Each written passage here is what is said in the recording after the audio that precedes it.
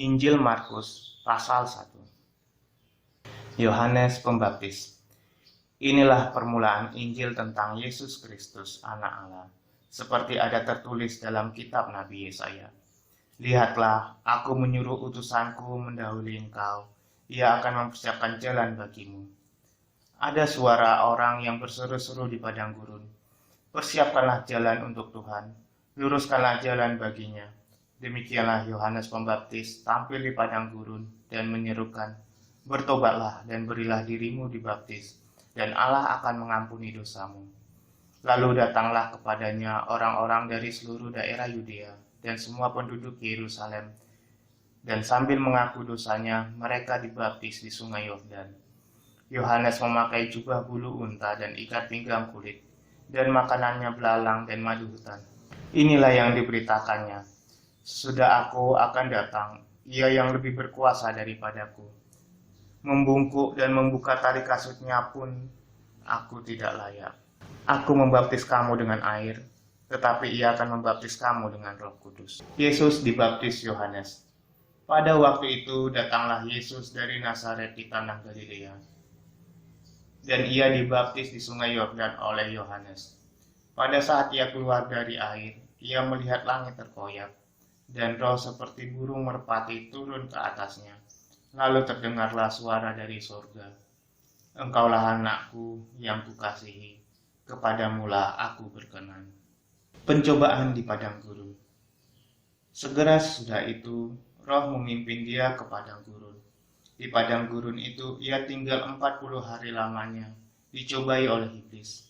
Ia berada di sana di antara binatang-binatang liar dan malaikat-malaikat melayani dia. Yesus tampil di Galilea. Sesudah Yohanes ditangkap, datanglah Yesus ke Galilea, memberitakan Injil Allah. Katanya, waktunya telah genap, kerajaan Allah sudah dekat. Bertobatlah dan percayalah kepada Injil. Yesus memanggil murid-murid yang pertama. Ketika Yesus sedang berjalan menyusur danau Galilea, ia melihat Simon dan Andreas, saudara Simon. Mereka sedang menebarkan jala di danau, sebab mereka penjala ikan. Yesus berkata kepada mereka, "Mari, ikutlah aku, dan kamu akan kujadikan penjala manusia." Lalu mereka pun segera meninggalkan jalannya dan mengikuti dia. Dan setelah Yesus meneruskan perjalanannya sedikit lagi, dilihatnya Yakobus, anak Zebedeus, dan Yohanes, saudaranya, sedang membereskan jala di dalam perahu. Yesus segera memanggil mereka, dan mereka meninggalkan ayahnya Zebedeus di dalam perahu bersama orang-orang upahannya, lalu mengikuti dia. Yesus dalam rumah ibadat di Kapernaum. Mereka tiba di Kapernaum setelah hari Sabat mulai. Yesus segera masuk ke dalam rumah ibadat dan mengajar. Mereka takjub mendengar pengajarannya, sebab ia mengajar mereka sebagai orang yang berkuasa, tidak seperti ahli-ahli Taurat.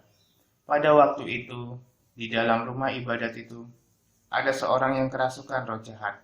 Orang itu berteriak, "Apa urusanmu dengan kami, hai Yesus orang Nazaret? Engkau datang hendak membinasakan kami. Aku tahu siapa engkau, yang kudus dari Allah." Tetapi Yesus menghadapnya, katanya, "Diam, keluarlah daripadanya." Roh jahat itu menggoncang-goncang orang itu, dan sambil menjerit dengan suara nyaring, ia keluar daripadanya. Mereka semua takjub, sehingga mereka memperbincangkannya. Katanya, "Apa ini? Suatu ajaran baru." Ia berkata-kata dengan kuasa. Roh-roh jahat pun diperintahnya, dan mereka taat kepadanya. Lalu tersebarlah dengan cepat kabar tentang dia ke segala penjuru di seluruh Galilea. Yesus menyembuhkan ibu mertua Petrus dan orang-orang lain.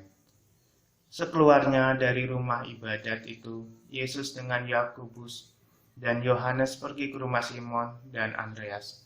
Ibu mertua Simon terbaring karena sakit demam. Mereka segera memberitahukan keadaannya kepada Yesus. Ia pergi ke tempat perempuan itu, dan sambil memegang tangannya, ia membangunkan dia. Lalu lenyaplah demamnya. Kemudian perempuan itu melayani mereka. Menjelang malam, sesudah matahari terbenam, dibawalah kepada Yesus semua orang yang menderita sakit dan yang kerasukan setan. Maka berkerumunlah seluruh penduduk kota itu di depan pintu. Ia menyembuhkan banyak orang yang menderita bermacam-macam penyakit dan mengusir banyak setan. Ia tidak memperbolehkan setan-setan itu berbicara, sebab mereka mengenal Dia. Yesus mengajar di kota-kota lain. Pagi-pagi benar, waktu hari masih gelap, ia bangun dan pergi keluar. Ia pergi ke tempat yang sunyi dan berdoa di sana. Tetapi Simon dan kawan-kawannya menyusul dia. Waktu menemukan dia, mereka berkata, "Semua orang mencari engkau." Jawabnya, "Marilah kita pergi ke tempat lain, ke kota-kota yang berdekatan, supaya di sana juga aku memberitakan Injil. Karena untuk itu aku telah datang." Lalu pergilah ia ke seluruh Galilea dan memberitakan Injil dalam rumah-rumah ibadat mereka dan mengusir setan-setan. Yesus menyembuhkan seorang yang sakit kusta. Seorang yang sakit kusta datang kepada Yesus dan sambil berlutut di hadapannya, ia memohon bantuannya, katanya, "Kalau engkau mau, engkau dapat mentahirkan aku." Maka tergeraklah hatinya oleh belas kasihan. Lalu ia mengulurkan tangannya, menjamah orang itu, dan berkata kepadanya, "Aku mau, jadilah engkau tahir." Seketika itu juga lenyaplah penyakit kusta orang itu, dan ia menjadi tahir. Segera ia menyuruh orang itu pergi dengan peringatan keras. "Ingatlah, janganlah engkau memberitahukan apa-apa tentang hal ini kepada siapapun.